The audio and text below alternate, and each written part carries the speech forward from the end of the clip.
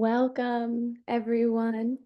Thank you for joining us today for this presentation of St. Phoebe, Deacon, and the women who followed Christ in ministry. Just a quick reminder that we are recording this presentation. So if you do not want to be seen on the recording, all you need to do is just keep your camera off, and you won't show up there. So no worries about that. Okay, so I am Casey Standen, co-director of Discerning Deacons. And hold on, I'm gonna just pull up my brief introduction here. Okay.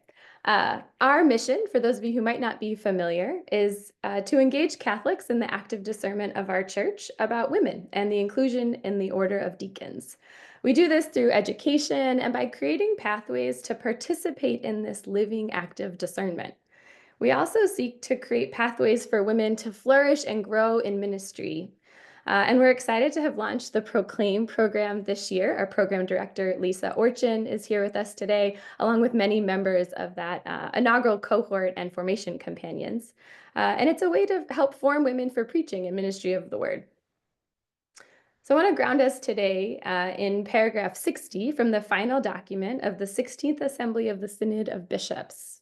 This final document was received as magisterial teaching last fall under the leadership of our beloved late Pope Francis. It reads, "Women contribute to theological research and are present in positions of responsibility in church institutions, in diocesan curia, and the Roman curia.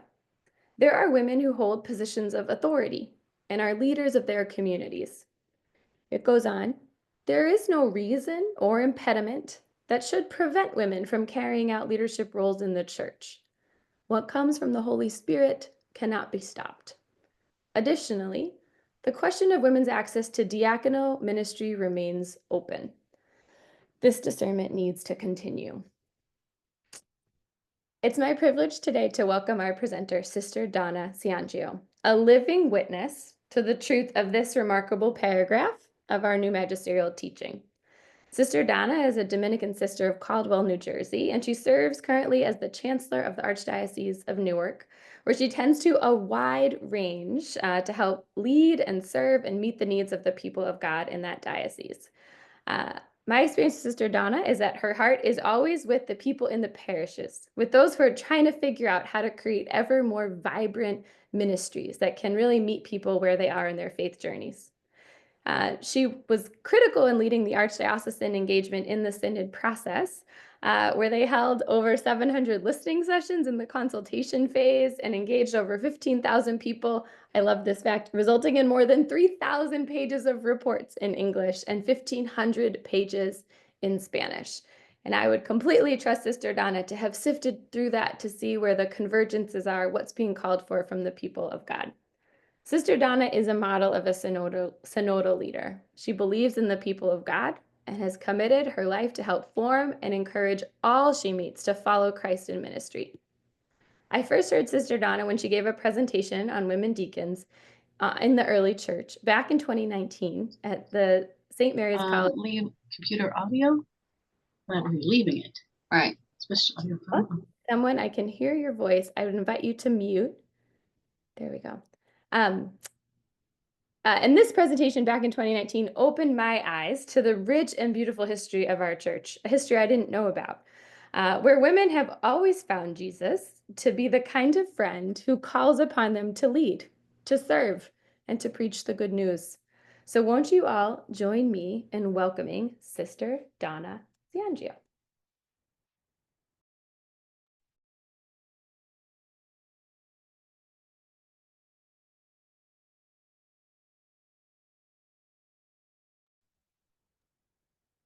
Okay, am I back on? Yes, thank you. Sorry about All right, very good. Okay, so really happy to be here with everybody today. And let's see, Casey, I'm not sure that I'm able to share all of a sudden.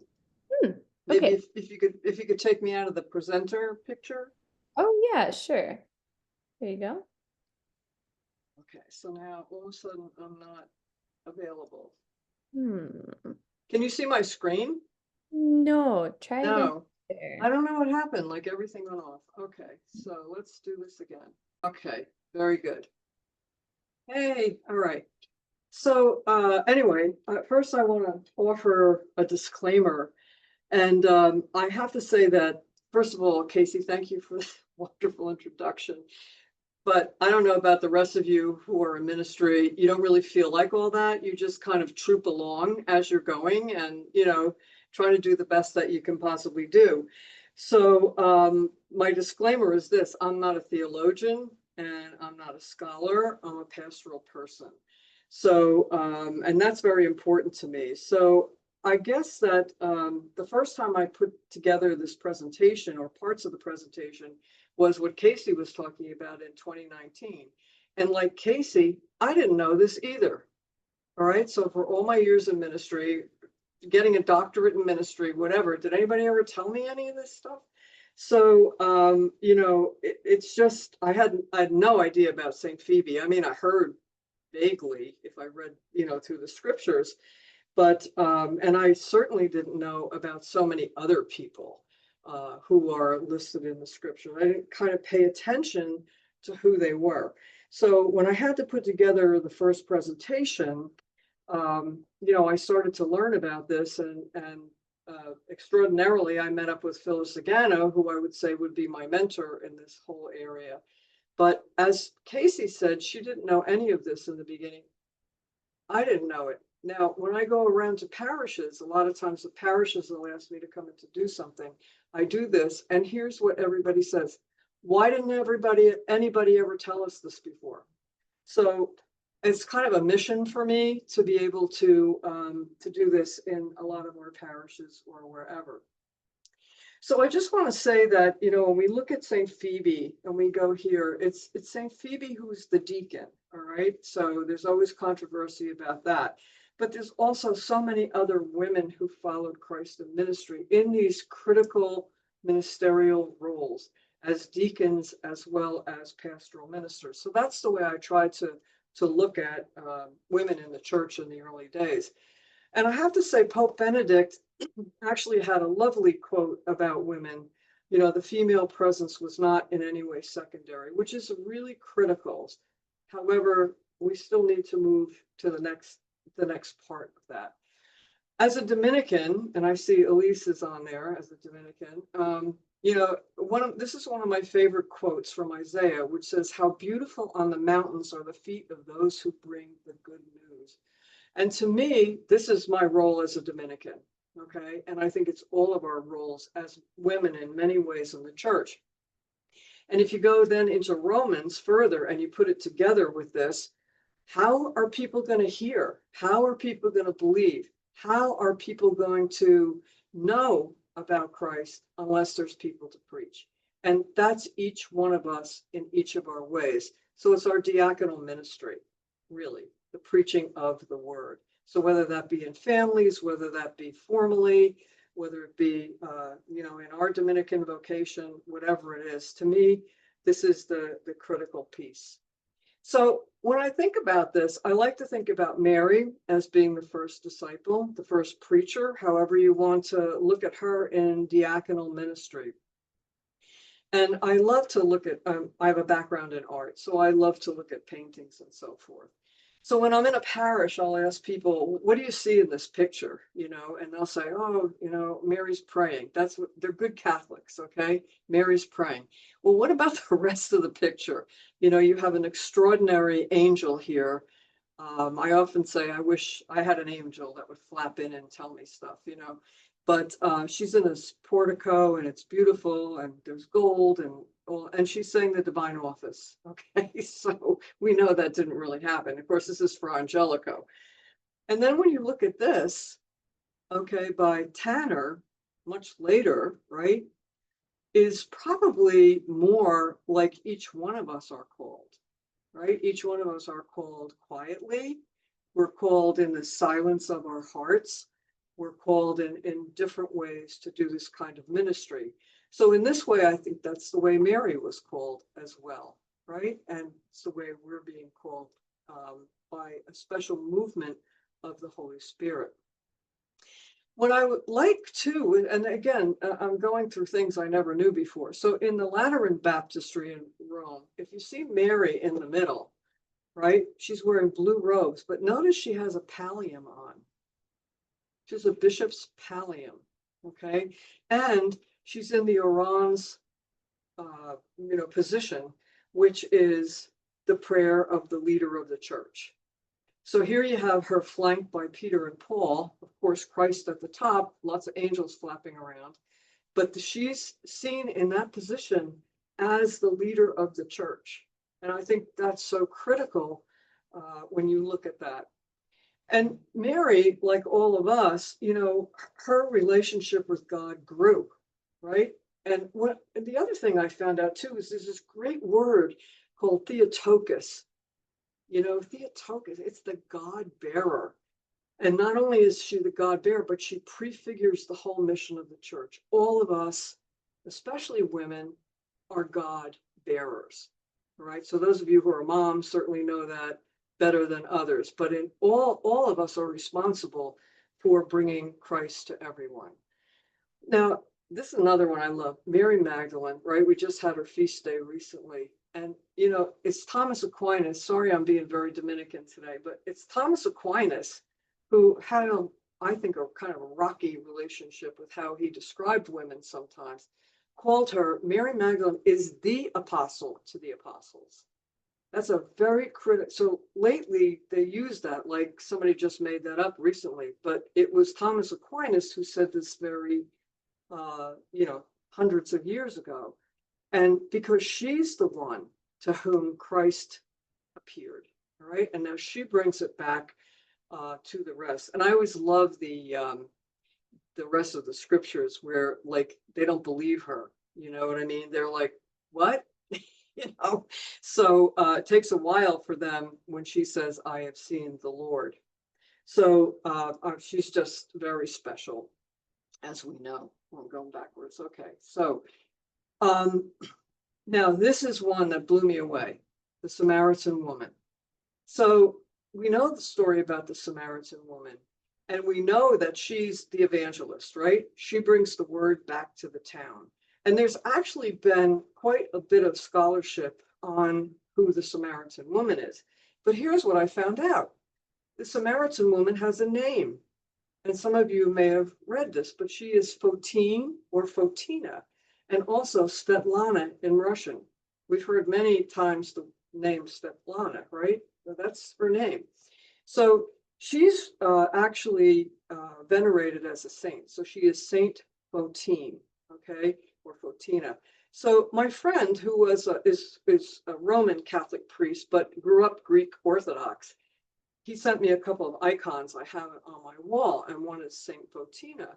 But he always said, like, I don't know what the big deal is about the Western Church and deacons, women deacons, because actually in the screen on, in our church in Jersey City here, he said she was there and venerated as a deacon. So she's named in the Orthodox Church as a deacon. Now, how many people knew that? Nada. Okay, well, some might have known that, but that blew me away. She actually has 2 feast days in the Orthodox Church, February 28th and the 5th Sunday of Easter. All right, so like I said, when I say these things, to our parish people, they're like, what? So, and now I'm just going to just show you a few things, but in the house churches, there were so many women who were leaders of the house churches. Now that meant you were running the church, right? Or the community, whatever you wanted to call it at that time. But there's so many we hear about in the scripture. Tabitha, Lydia, we all know Lydia. Lydia was actually the first European, non-Jewish convert, if you will, or non-Greek convert. And so she really led this great, house church for the European Christians. And we know her as being a businesswoman, right? She was the purveyor of purple cloth. The same as Mary Magdalene. So Mary Magdalene was named, of course, we know, as a prostitute, okay? But in fact, that's not what she was at all. She was actually a businesswoman. And when I went to Magdala, I found out guess what Mary Magdalene did? She had fish farms.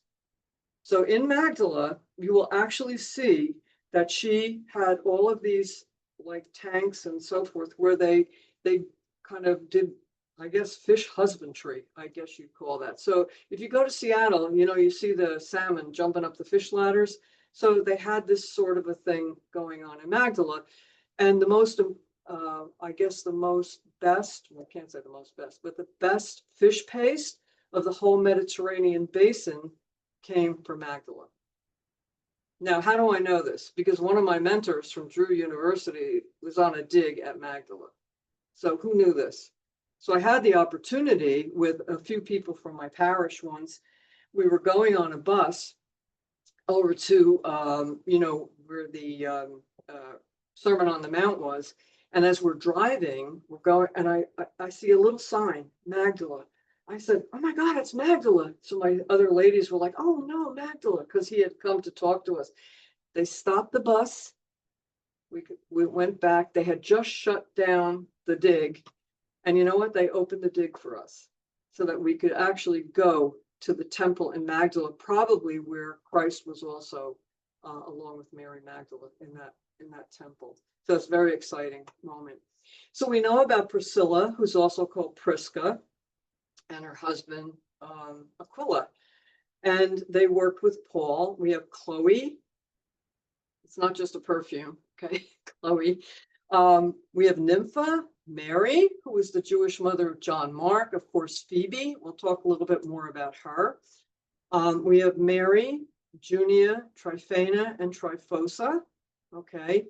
And these two, who I can't always pronounce their name, but they're all working, okay, especially with Paul. Now, I want to go back to Priscilla, or also called Prisca. And one of my friends has just done she's doing a paper on who she was. And she and her husband, right, Aquila. Now, when they're announced in the scripture, she's Priscilla or Prisca and Aquila, which means she's the primary person, right? She's the primary person. These two were teachers, but she's the primary one. So when they were talking to Apollos, who we've heard about in the Acts, they took him aside and explained him the way of God more accurately. So he was very enthusiastic about Christ and all of this, but she was like, hey, you got a few facts wrong here. So it's a nice picture there of them with Apollos. But that's really important that she was now seen as the leader of the two. Again, something I've only recently learned. And then, of course, there's our Phoebe. So Phoebe, in the letter to the Romans, as we know, is called the minister or diakonos. So in Greek, it's diakonos. All right. And as the discerning deacons always said, she's coming that you may receive her in the Lord in a manner worthy of the holy ones. That's such a critical line to say who this person is, who I'm sending to you. All right, so she's bears, as we know, the letter to the Romans. So in this case, you know, she's the one he sends to deliver his letter. He calls her sister, deacon, and benefactor. So this says she's his equal co-worker in the kingdom. And also she's the preacher and teacher of the faith. So as we know, this gives us the earliest written record of women's ordained ministry in the church. And that's really critical as well. So there's all kinds of things. Was she ordained? Was she a deacon? What was she? Let's go with deacon. So notice this too, that Phoebe is not really looked at by her husband's name or, you know, title name from her family or anything like that. But she's called the sister, the diakonos, and the prostatus. Now that means a woman with authority over others. All right, so I think that's also an important thing in her area. So Phoebe, we know, went to Rome, but she also has done preaching and house churches and all of those kinds of things, that we know that the deacons did. The lovely icon at the top too of, Paul sending her off with the ship in the distance and giving her the letter of Paul to the Romans. So there's so many now different kinds of icons and pictures of Phoebe, which is great. And I still have more here. But as we know, Phoebe, this is Mickey McGrath's Phoebe, which is beautiful color. So she is listed on September 3rd as a commemoration, right? So we know that she's in there, but I don't know that liturgically people actually look at that as a commemoration or who she is. I was talking to one of my priest friends and I said, look, how about if I do something for the feast of St. Phoebe? He's like, when is that? I said, you're in the worship office. I said, it's September 3rd. He said, oh, no, well, that's good. That's something to think about. So, we might do something, but we're working on it. And then Gregory, now they switched his dates around. So Phoebe is not mentioned anymore. So he overshadows her. And we know that Gregory thought that Mary Magdalene was the prostitute. And so coming back from Gregory's time all the way to now, Mary Magdalene's still a prostitute. And when I have to tell people, especially women's groups, that she wasn't a prostitute, they're like, what? So, we have all that. So anyway, Orthodox Church celebrates Phoebe, but we don't have them anywhere in the Catholic liturgy. But now, of course, there's a lot of interest and kind of research about her, and hopefully, more things will develop liturgically. Just a couple of pictures of Phoebe, different ones, the one with Paul, and of course, Phoebe the deacon wearing the stole, carrying the thurifer, and of course, the letter to the Romans.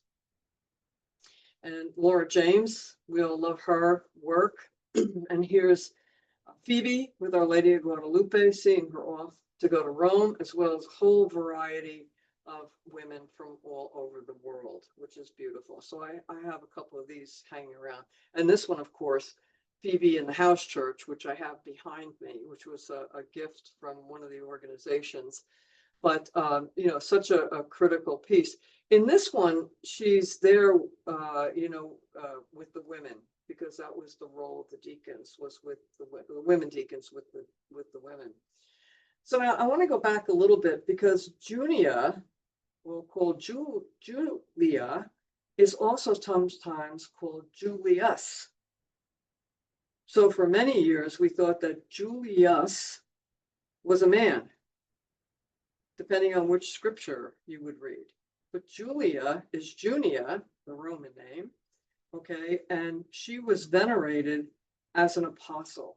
So John Chrysostom, we all know him, right? An early father of the church, also called Golden Mouth or Golden Tongue. I thought this was a fabulous quote. To be an apostle is something great, but to be outstanding among the apostles, just think of what a wonderful song of praise that is. Now we're talking about a woman here, okay? They were outstanding on the basis of their works and virtuous actions. How great the wisdom of this woman must have been that she was even deemed worthy of the title apostle. So again, a lot of times the apostles, we tend to think of, the 12 men, but yet as the church went on, we have these wonderful depictions and descriptions, even from the early church fathers, on who the women were. So here in Romans, again, Paul's saying this: make sure that my relatives Andronicus and Junia are honored, for they are fellow captives with me, who bear the mark of being outstanding and well-known apostles, and who were joined into the Anointed One before me. So that's really beautiful as well, because here we have these people who even before Paul had received Christ in their hearts and in their ministry. This one blew me away. I didn't know there were 4 daughters of the Apostle Philip, right? So they were serving as prophets and leaders, okay? And one particular one, I did find some other names the other day of possibly 2 more of the daughters of Philip, but Saint Hermione of Ephesus, again, we don't necessarily know her. Her feast is September 4th. She was a physician. And she established medical facilities, probably, like the doctor's offices that we have now, the walk-in ones in a mall, and maybe larger facilities. But again, they were prophets. They were people who, did catechesis even throughout their different ministries. We know that the daughters of Paul were catechists as well with the new converts, etc. I'm sorry, Philip. So these are the general 4 duties of women deacons that we know, which of course, pastoral care. They did church administration as well. So the roles that, like I'm in church administration right now, it's not a new role, obviously, it goes all the way back to this time. The baptism of female converts, because we know men couldn't baptize women, and then ministry at the altar. So in this one, the job really was assisting the elder at communion, right? So whoever was the leader. And she was to sit next to the bishop in liturgical services, right? And then, of course, she did the ministry among women and so forth. So that I thought that was a very interesting thing too. So now we jump from the New Testament to think about as women went on, we have the Middle Ages and the monasteries, and we have the abbesses, right? So there's so many places in Europe where women were the abbesses, and they actually ran, and you have to look at it this way, most of, especially the big Benedictine ones, were actually businesses, right? So your abbesses are spiritual leaders, but they're also CEOs, right? Or heads of these places, because remember, there were farms, there were libraries, there were all kinds of copying of the scriptures, whatever.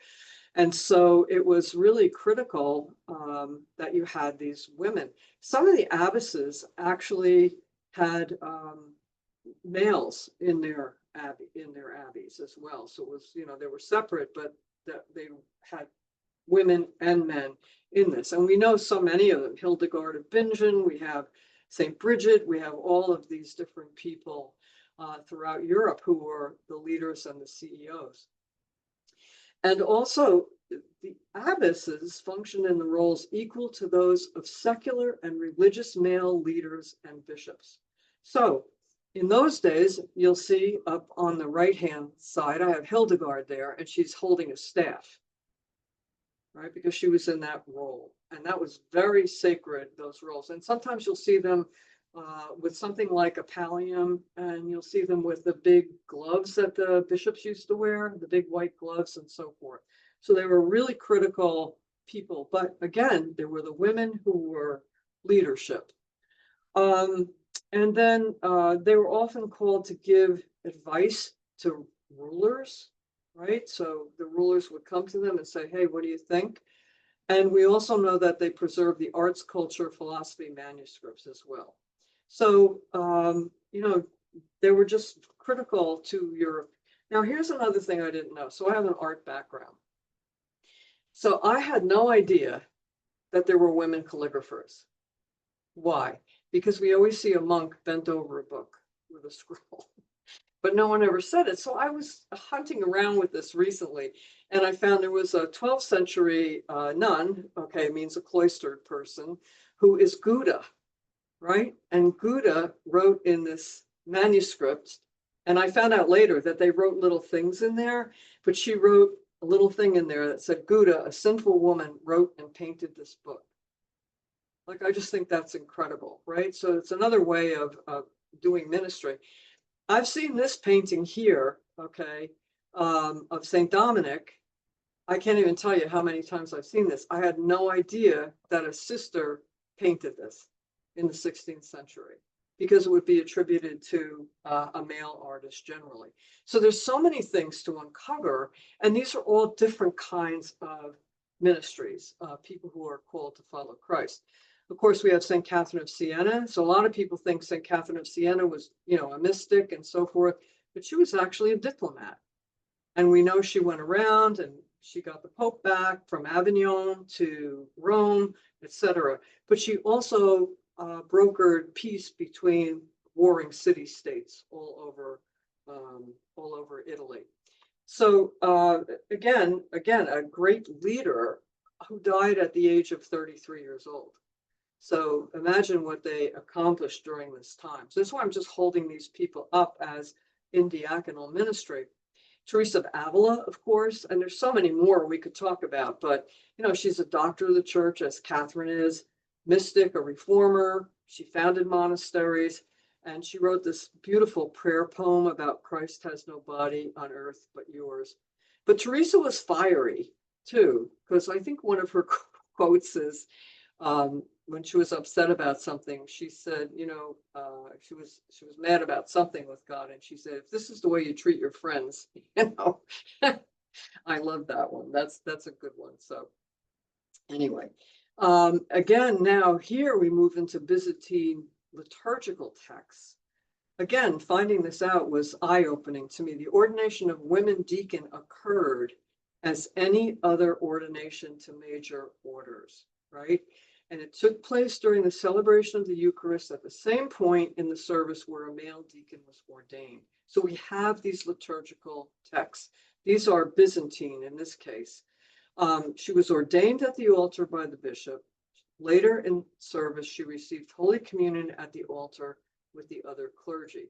So we have these things in here. So when people say that we're not sacramentally ordained deacons, there actually were.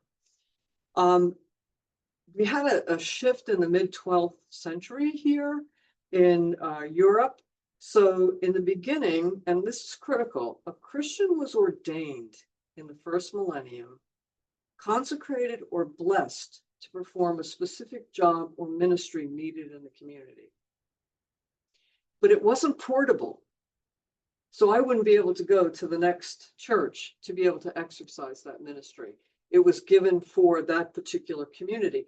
And most of the time, people were raised up from the community, where people saw a gift and raised the person up and said, we think you need to be the head of our church, our house church, or be a deacon, whatever it was. But so today it's much different, but it started to happen during this time.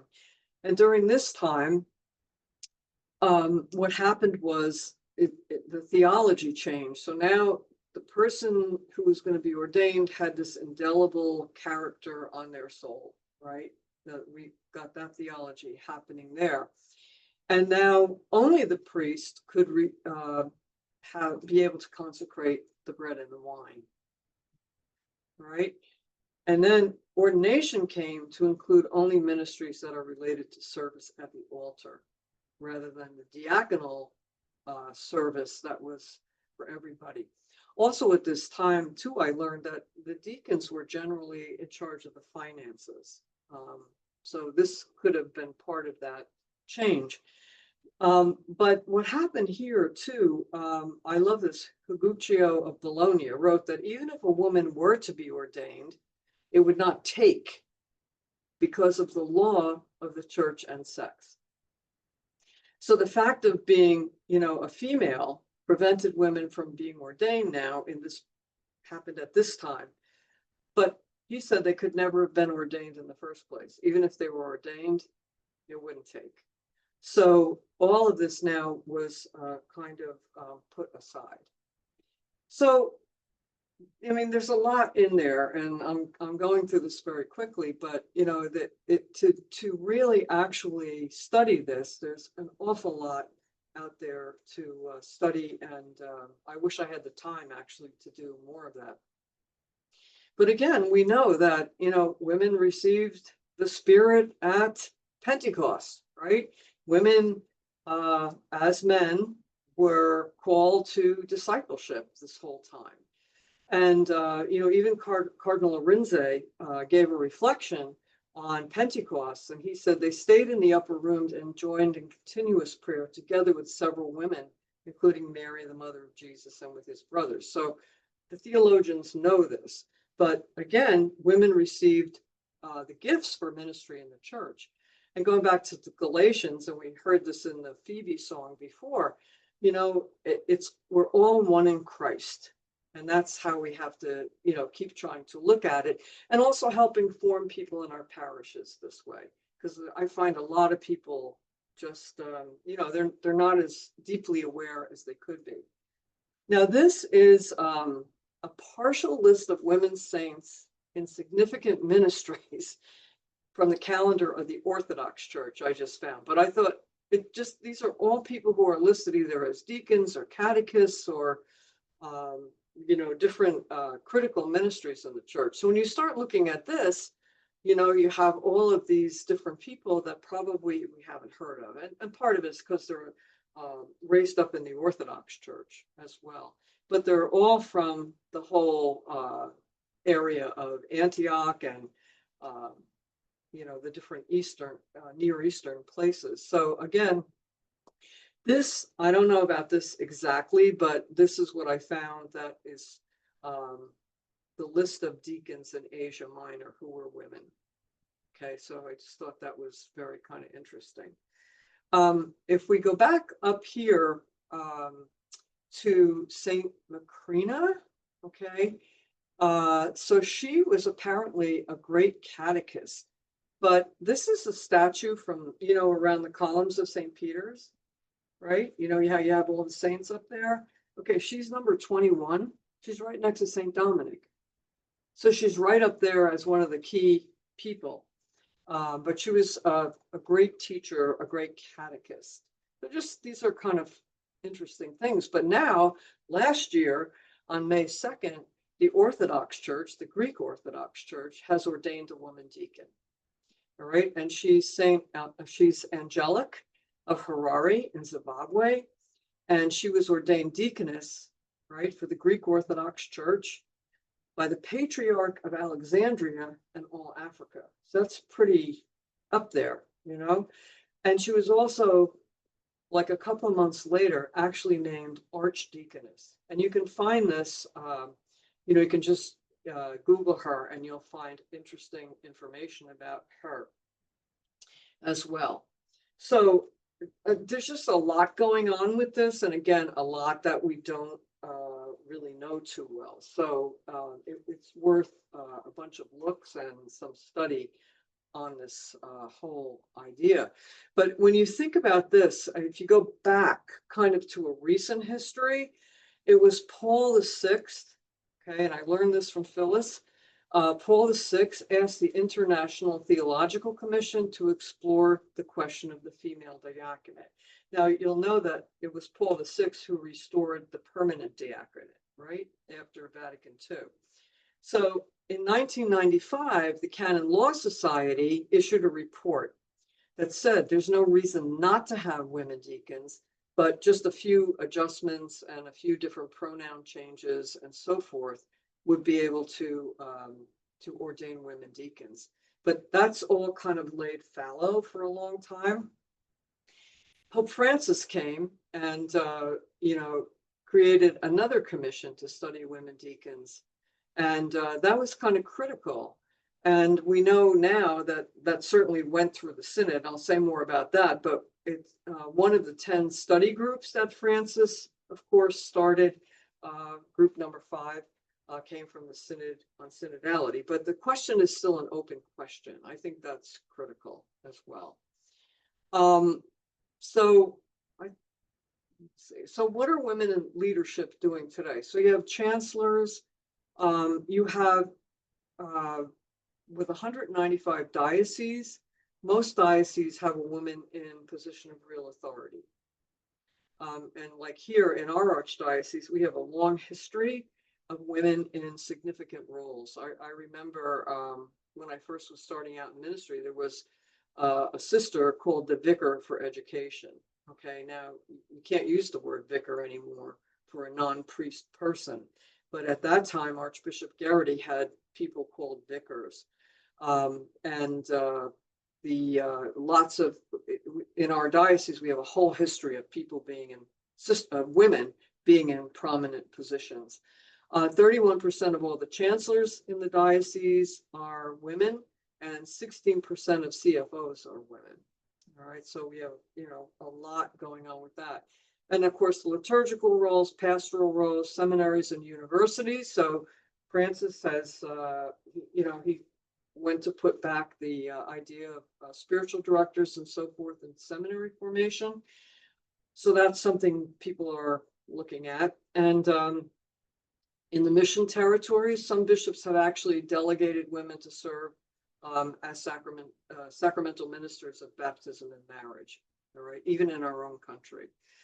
This picture down in the bottom on the left, a lot of the Dominican schools have actually preaching teams, and they gather once a summer and they're all teenagers. They're all high school and college kids. So all of our schools and our university sends them to that. So they're training preachers at these early ages, and they preach at the liturgies and so forth in the school or prayer services.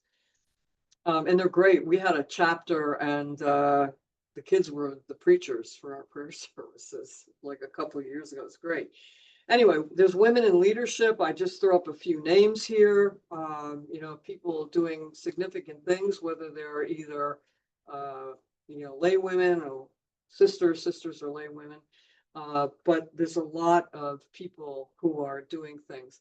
At the Vatican now, we know that Francis put in a lot of women in different roles. We all know Natalie, Sister Natalie, very well. She's, super. We've had her here in the diocese as well. And also, the number has increased over the years, and there's 7 women as full members of the Vatican Congregation for Consecrated Life, which is good since most of the consecrated life are women.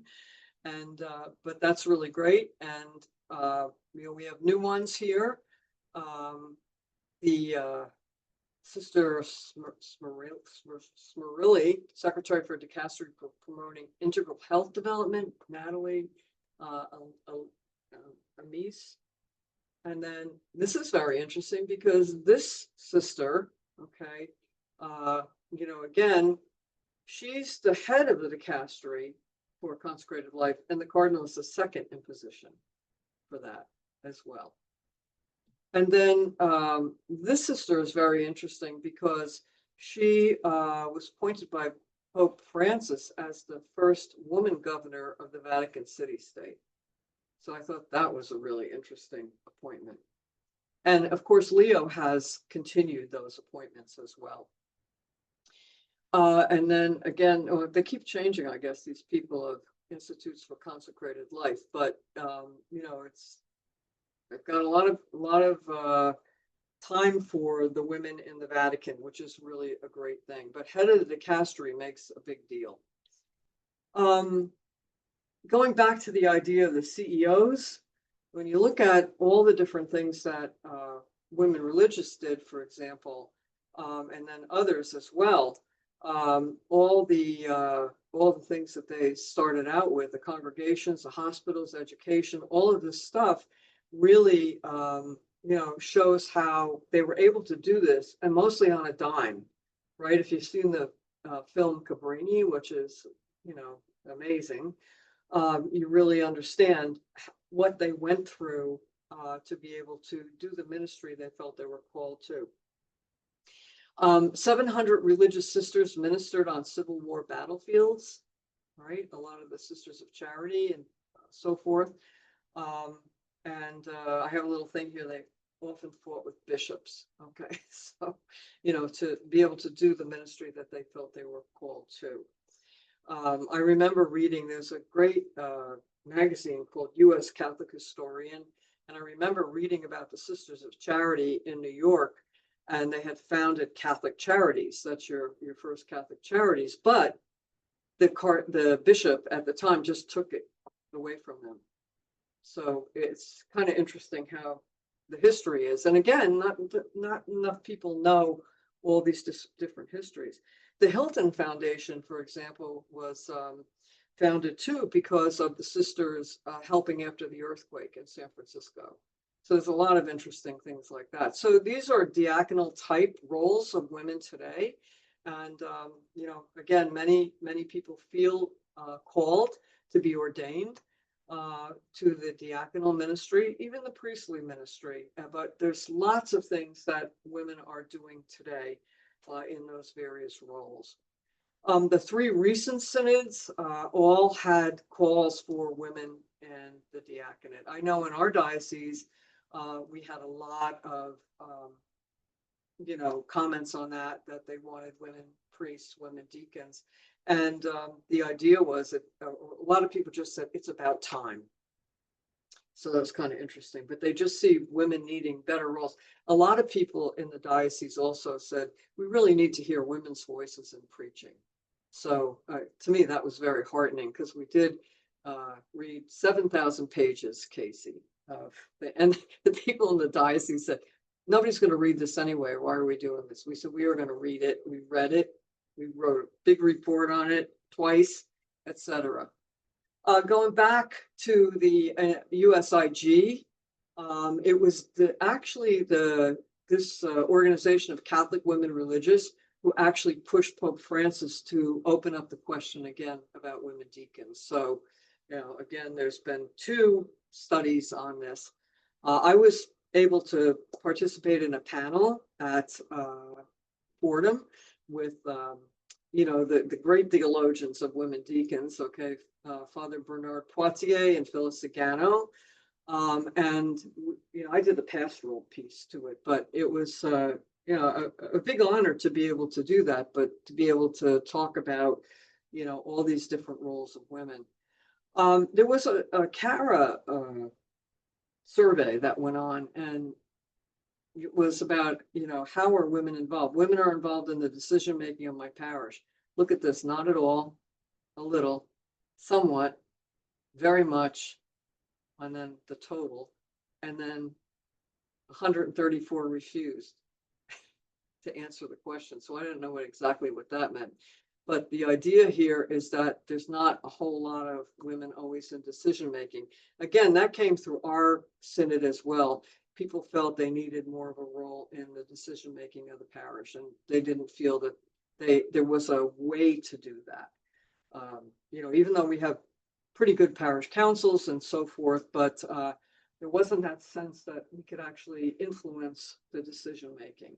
So that's, I'm hoping, is changing a bit through all the work we're doing with pastoral councils and with our pastors, etc.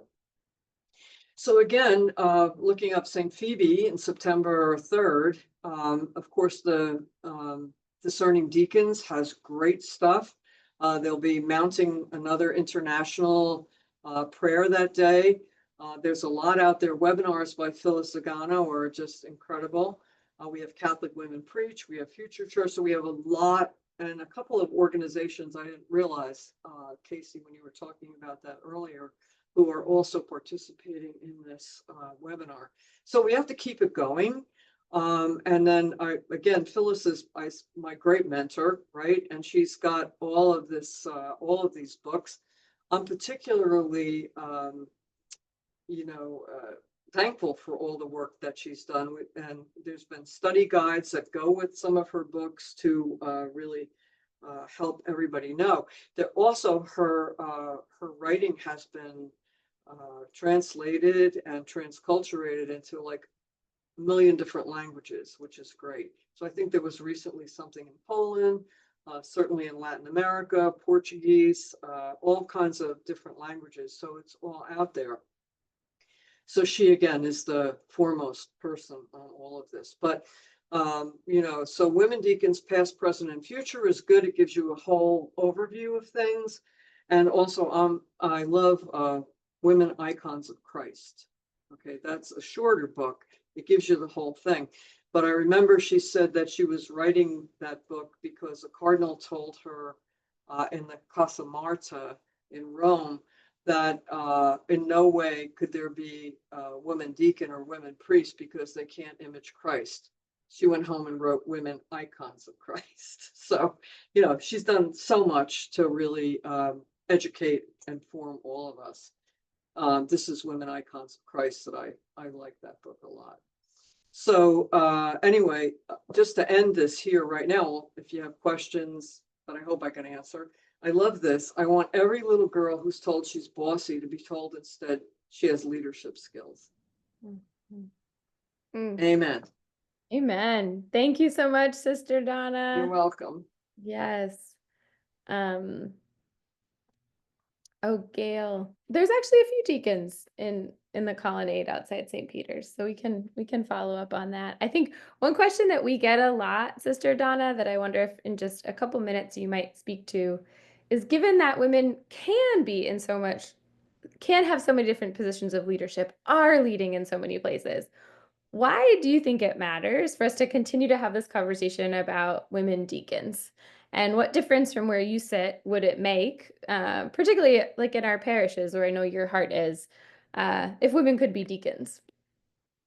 I think it would really underscore the things that women are doing in the parish. But I mean, I think first of all, you have to have that call to a vocation, to an ordained vocation. But I think that, if you keep going back to the same article all the time, well, if women weren't in the church, things wouldn't be happening. Sometimes I've heard women say, we should all go on strike for the day or for the week and see what happens in parishes. But I really feel it's so critical for people to recognize the call that women have, the call from Christ to be in that different that different level of ministry, if you will. I just think it would make a big difference, but also the fact that you can't preach at Mass. So again, as Dominicans, we're always kind of raised to say, well, we're preaching in many different ways, which is true, right? Leading prayer services, doing retreats, doing regular workshops, whatever it is.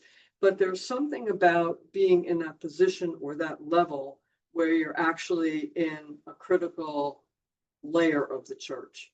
Now, not all, even the permanent deacons are in that critical layer of the church, but somehow or other, it certainly is there. But I think it would really help women to really understand how critical their role is in the church and the types of ministries that they do. So I don't have a big, profound reason for that, but I know people will always say, you're in diaconal ministry, you should be a deacon, so. But I just think I hear in our diocese, like I say, when I go around to parishes, they're like, why aren't we deacons? So. We have time just for if there's one quick question or comment before we close out with our closing hymn today. I like Kate just put in the chat, the whole church is diminished when women cannot respond to their call. That's probably the truest thing. Yeah, it really is. And, we do our best, but, and we do well. I don't want to say we do the best. Well, thank you for helping to root us in the many ways of kind of continuing to uncover some of our forgotten histories, our forgotten memories, our forgotten traditions, so that, we can continue to stand and contribute to this evolving tradition and call upon our foremothers in faith. And in particular, I just noticed in your presentation the way in which we can look to the East and to the Orthodox who have continued this practice of recognizing there's not a question in the theological community in the Orthodox that about the history of the sacramental validity of women deacons, that it's not a widespread practice yet, but the question lives a little bit differently in the Orthodox Church and world. So thanks for kind of reminding us of the value of this kind of ecumenical dialogues and what we can learn from each other there too. Okay, friends. Well, as Sister Donna mentioned, we, of course, are getting ready to celebrate St. Phoebe's feast on the 3rd. And If you are planning a local celebration in your own community, tomorrow, Feast of St. Ignatius of Loyola, tomorrow is the last day to register so you can get some free swag, some materials that we can send you. So I'll ask Lisa Orchin to just drop a few links in the chat. I already put one there, but if you are hosting a local celebration, or if you would like to join us, we'd invite everyone to join us on September 3rd to gather together across our disparate network of discerning deacons. If you're part of a religious community, an organization, and you want to join us as a participating organization, we would welcome you to do that. We already have a number of religious communities, some nonprofits who are joining us as participating orgs in our virtual liturgy on the 3rd. So that is my main invitation. We'll also be commissioning that night our first Proclaim cohort to really come around folks as they enter into a season of formation and growth in the art and craft of preaching. We just pray for them to be fully received as they grow in this the ministry of the word, which we know just the world is hurting and they need to know what is the good news, right? What is the cause for good news today? So we'll be doing some of that together. And again, I just want to thank Sister Donna for taking the time. She's an incredibly busy human with just so many demands and just caring so much and caring for so much in the Diocese of Newark and in the broader church. So thank you for all that you do, Sister Donna. And as we go forth today, you can just give a little applause. We'll close just with this other prayer from Esther.